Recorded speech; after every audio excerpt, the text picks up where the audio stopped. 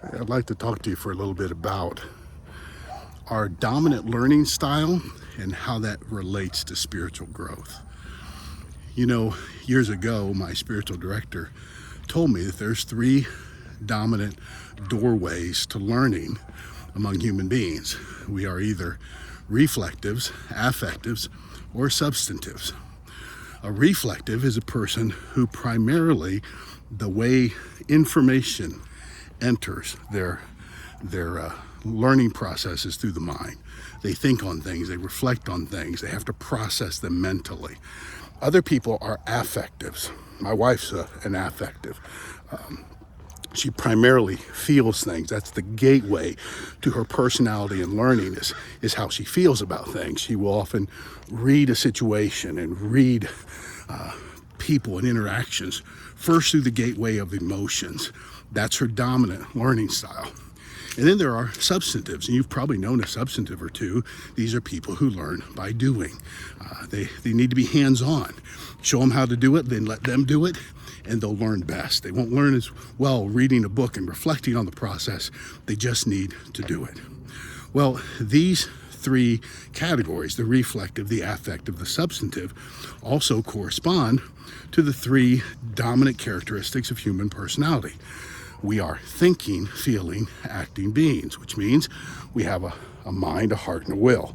And in this way, like my theology professor back at Welch College used to say, this is the way we're most like God. That we're created in the image of God. God made us as thinking, feeling, acting beings. But one tends to dominate in your personality. But when it comes to spiritual growth, the thing that dominates cannot be the only gateway to learning in your spiritual life, or else you will develop a one-dimensional caricature of what a Christian's supposed to be. Take, for example, I'm primarily a reflective, but sometimes when you look at a reflective, you might think, man, they are emotionally constipated. And what you mean by that, is there's something blocked there, and there's some kind of wounding, there's some kind of hurt, and you can tell because of some of the projections they make, or because of passive-aggressive anger and the way that shows and how they argue and debate with people. You can see the telltale signs of wounding. You can see defensiveness. You can see those things that say that there's a hurt that needs to be healed. We'll never become whole simply by filling our minds with truth. It's going to take healing in our emotions as well. Also, for a Jewish person, they would never think of ever claiming that they knew something if they didn't practice it.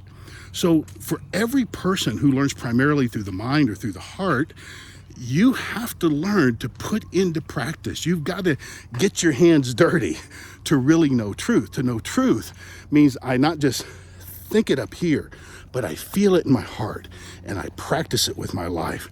It takes all three to make a whole disciple. And what's really interesting is the Hebrew people understood this from the get-go.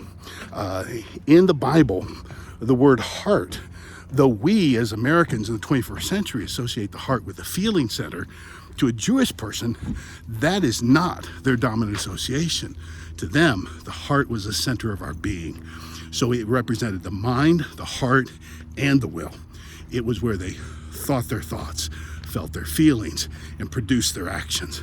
And so when the Bible says, as a man thinks in his heart, so is he, what the Jewish people are saying is something rich in theology, that you have to be transformed in your mind, your heart, and your will to be like Christ.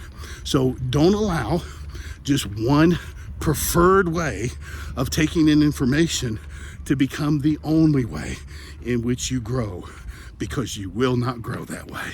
You grow by letting God transform your mind, your heart, and your will. God bless. See you again real soon.